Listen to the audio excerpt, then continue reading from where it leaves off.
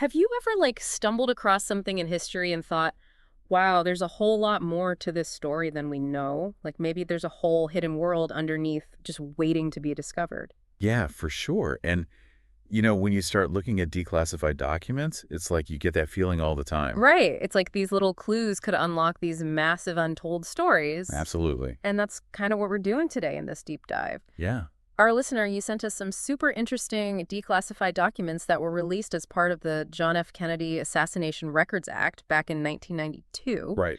And these are all centered around a guy named Howard Davis. And what's really cool is that these aren't just like summaries or anything. They're actual scans of the original documents straight from the National Archives. Yeah, you sent us index cards, internal memos, like this is the real deal. Yeah, primary source material. Primary source material. So our mission today is pretty simple. Yeah. We're going to take a look at these documents and see what they can tell us about this Howard Davis, or maybe even multiple Howard Davises. Interesting. And we're going to see if we can find any interesting connections or threads in all of this historical data. Sounds good. All right, so let's dive right in. The first document we have is this index search and 201 consolidation request, and it's dated September 28, 1977. And what's really interesting right off the bat is that this request was made more than a decade after the JFK assassination. Oh, wow. So that tells you that people like Howard Davis were still on the radar of these agencies for one reason or another, even years later. Yeah, that's a really good point. Okay, so there's a section here for the requester's information, but it's partially redacted. Right. Which, of course, makes you wonder who was asking about this guy so long after the assassination. Exactly. The subject of the search is Howard Davis. No surprises there. Yeah. And there's a field for spelling variations, but it says none indicated. So they were looking for Howard Davis spelled just like that. Now we get to the 201 file no, and it says 201-unknown. Okay. What does that 201 designation usually mean? So a 201 file is usually like a main file that intelligence agencies use to keep track of a specific person. It's like their personnel file. Got it. So the fact that the number is unknown here probably means they were trying to figure out if there was even a dedicated file for this Howard Davis guy. Oh, I see. So they didn't even know if he had a file yet. Right. Okay, moving on. Under other identifying information, there's a section for occupation CF membership, IS affiliations, etc. And next to that, someone wrote -1 by hand. What do you think that means? That's interesting. IS affiliations probably means connections to intelligence services or maybe groups they thought were a bit suspicious. Okay. That little note, -1 It's probably some kind of internal code or something. They might need to double check something or look up some specific information. Right, like they weren't quite sure what that meant yet. Exactly. Okay, now, the results of the IP index search say index name found in files. So they did find records for a Howard Davis. And under location of records, it says, there are various files which may pertain to the subject of this inquiry. These may be reviewed in IP in 1B 4003. Right. So there wasn't just one file on this guy, there were multiple files. Yeah, and that 1B 4003 thing, that's just an internal code they use at the National Archives to show where those files were kept. Oh, okay, so like a filing system. Yeah. Got it. There's also a section with instructions for requesters, and one thing that jumps out is review index records and check diagonal line across items. It sounds like they had a very specific way of looking at these files. Yeah, they had a whole system. Yeah. The diagonal lines were probably just a way to mark off entries they'd already checked or something like that. Makes sense. The comment section has a few handwritten notes that say 1-301 file looked and 63 free S listed in checkbook. Then there's a date and a control number. Oh. What do you think about that 63 free S comment? The 1-301 file looked part probably means they physically looked at least one 201 file for a Howard Davis. Right. But that 63 free us thing, that's a bit of a mystery. It could be a list of names in some other logbook they kept, maybe with some connection to this Howard Davis guy. But without more info, it's hard to say for sure. Yeah, that's weird. Okay, if we flip the page over, we find the 201 consolidation instructions, which basically tells them how to put all the info about one person together. Right. If a 201 file already exists for someone, they would mark the index records in green. Okay. But if there wasn't one, but they found enough index cards, then they'd use this form to create a new 201 file. So this really shows you how they managed all this info on people they were interested in. Yeah, they had a whole system to make sure they didn't miss anything. Then there's a checklist of other indices to search, and this is really cool because it shows you just how wide their search could be. Yeah. It includes the IP archives, the CIA library, FBI records the Department of State, the Secret Service, even things like travel programs and a name watch list. It's amazing. So they were really thorough. They were looking everywhere. They wanted to get a complete picture. Right. Okay, so that's the initial search request. Now let's move on to the main index search record. This seems to give us a lot more specific information. Right. The subject, again, is Davis Howard in all caps, and the requester is HM708 Holmes RB. Right. The origin is listed as DDR, which probably stands for German Democratic Republic or East Germany. Yeah. And the purpose is FDS, probably Foreign Documents section. It also says sex, male, and citizenship CIT : Interesting. Yeah, so this inquiry might have come from or been related to East Germany, which is pretty interesting. Yeah, during the Cold War, that's a pretty significant detail. Right, especially with the foreign document section mentioned. Exactly. So it looks like this Howard Davis might have been involved in something related to East Germany or the Eastern Bloc in general. Right, potentially some Cold War intrigue. For sure. All right, so now we have a bunch of file entries, each with different details. File 0001 lists as Davis Howard at RCA Building Exhibit Hall, New York City. File numbers are 201-001513, DFB-05156, and SEER-1. Got it. It mentions aperture cards attached and to order from IPCFS-GC-52. There's an aperture card available from January 1st, 1958. What exactly are these aperture cards Oh, anyway? those are basically just a way to store microfilm on punch cards. Yeah. So they could store and find documents easier. That makes sense. Yeah. So the fact that there are aperture cards here means they had actual documents about this Howard Davis in New York City. Right, they microfilm them and put them on these cards. Got it. Okay, file 0002 is totally different. This time the name is Davis Howard / Mary, sex, male, date of birth is just 31, no month or year, citizenship CIT USA, place of birth USA, ill Chicago, and occupation pilot. Interesting. There's also an address in Miami and a note about flying for unidentified airline between Ennisford, Chicago, and Detroit. Wow. It mentioned the contact of pub of 201-109473, married to Cuban, and works as technician for Only of Miami, and a link to William Morgan in Cuba. William Morgan. Okay. File numbers are 2001-0109473 and wave-09172, and an aperture card is available from December 22, 1967. This sounds like a completely different Howard Davis from the one in New York. Yeah, there's a huge difference right there. This guy is a pilot with connections to both the U.S. and Cuba, and that mention of William Morgan is really interesting. He was an American who got involved in the Cuban Revolution, so that adds a whole other layer to this. Right, like maybe this Howard Davis was involved in something related to the U.S. and Cuba during a really tense time? Yeah, especially with that detail about being married to a Cuban and working as a technician. Wow. Okay, moving on. Files 0006 and 007 both refer to a Davis H with citizenship CIT UK ? And formerly a British agent in Zurich, DSN, no DS dash. Both have aperture data from January 29, 1959, so now we have a potential British intelligence connection. Yeah, and the fact that it's in two separate files probably means they had multiple records on him from that time, or maybe just different info about his activities as a British agent. Makes sense that DSN no DS dash thing probably refers to some kind of code or file number within British intelligence. Right, they had their own system for tracking everything. Okay. File 0008 is a Davis Howard Thurman with aperture data from April 28, 1952. File 0009 is a Davis Howard Thurman Shutt, formerly FCN 231-010111, with an aperture card from July 17, 1952. Any idea what FCN might stand for? FCN usually means something like foreign contract number, something along those lines. Intelligence agencies used it to keep track of people who are working for them, maybe on a contract basis. Okay. And that slight difference in the name could just be a typo or maybe a slightly different identifier in their system. So this Howard Thurman Davis was potentially working with an agency in some capacity. Yeah, it seems like it. All right, next up is file 0010 for a Davis Howard K. male citizenship USA, and the residence info is really specific. Frank Bartez /201-0289-385 reported Larry Labout Jaminio Jr. and Howard K. Davis were anxious for detraining a group of Cuban refugees for infiltration into Cuba as guerrilla fighters. Wow. So this connects another Howard Davis to anti-Castro Cuban activities.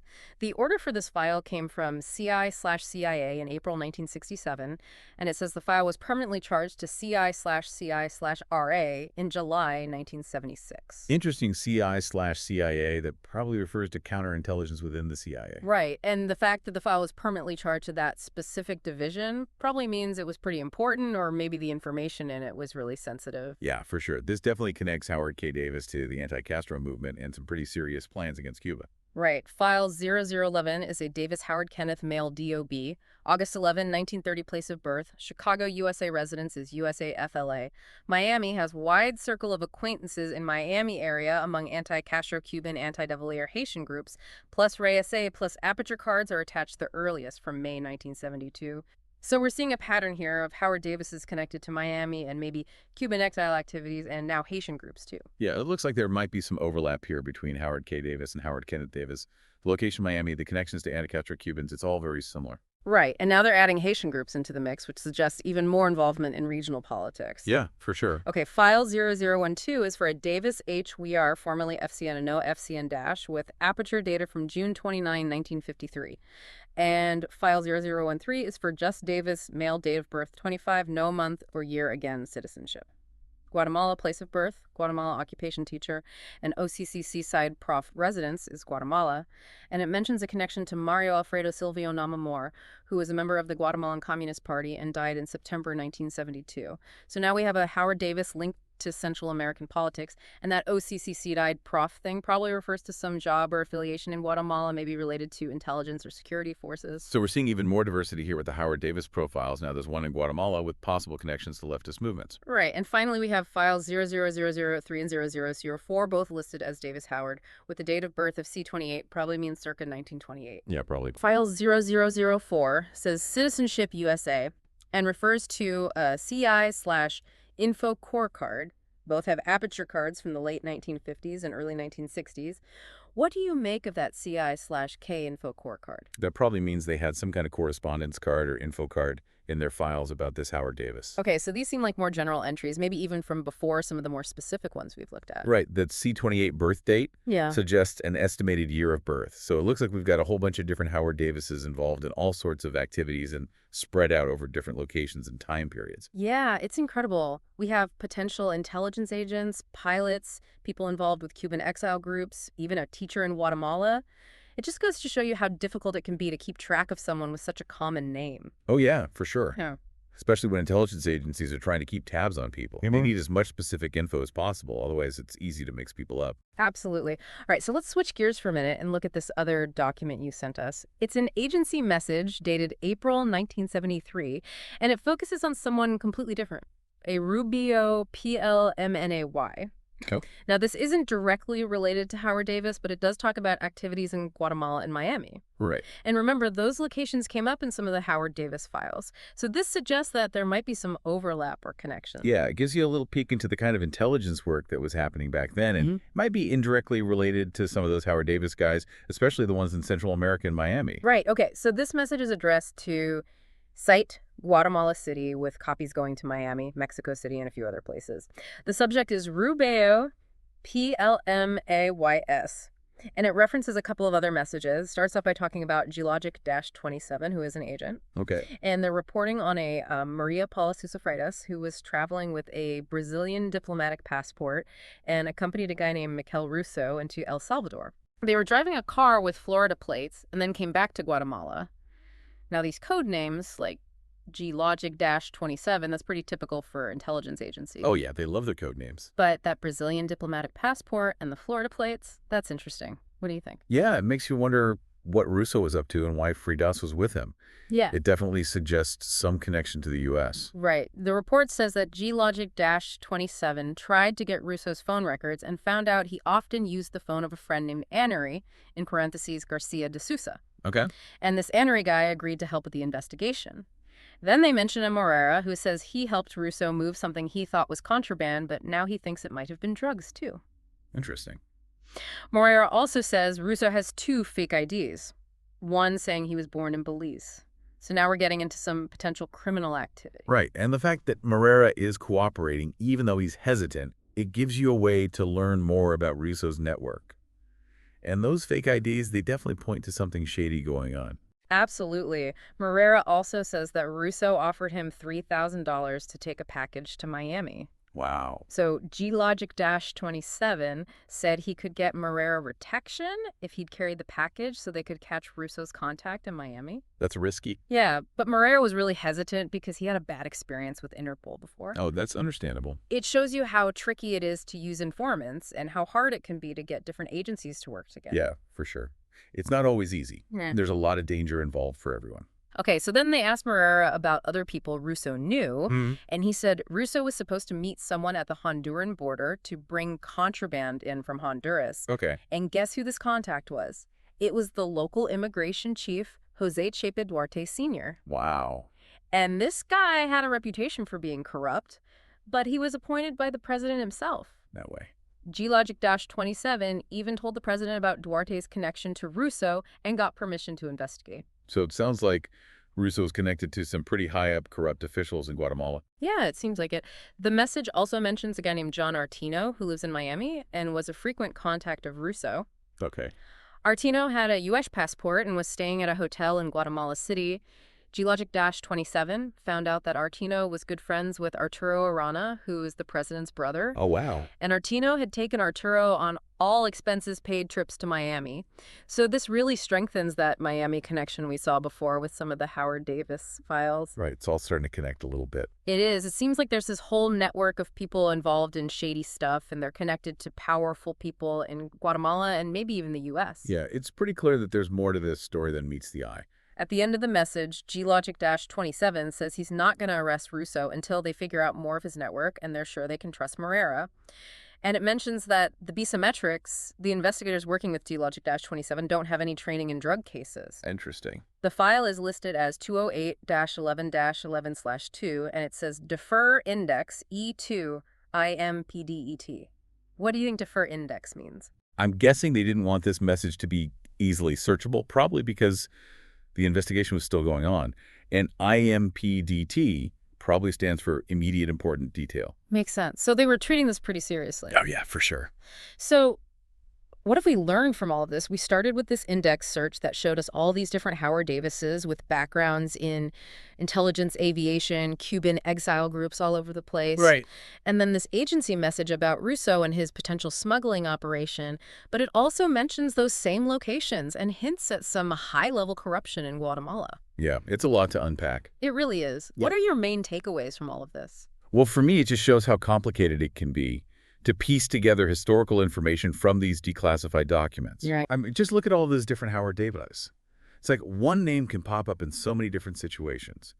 And while we don't have any direct proof that any of them were involved with Russo and his operation, the fact that we keep seeing those same locations and the whole atmosphere of secrecy and intelligence activities, it makes you think there could be a connection somewhere. Yeah, it's like we're seeing the tip of the iceberg. Exactly. And it makes you wonder what else is hidden beneath the surface. For sure. It's just amazing how much info they had on all these people and how much of it is still shrouded in mystery. It's true. You know what really gets me is how a seemingly ordinary name like Howard Davis can be connected to all this intrigue and hidden history.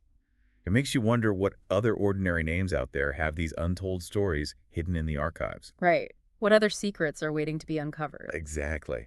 Mhm. It's kind of mind-blowing to think about all the hidden networks and clandestine activities that might be right under our noses. It really makes you think about how much we don't know about our own history, and it makes you want to keep digging deeper to find out more. Absolutely. That's what makes it so fascinating. Thanks for joining us on this deep dive into the declassified documents surrounding Howard Davis and Mikel Russo. My pleasure. We've just scratched the surface here, and we encourage you to explore these records further and see what other connections you can uncover.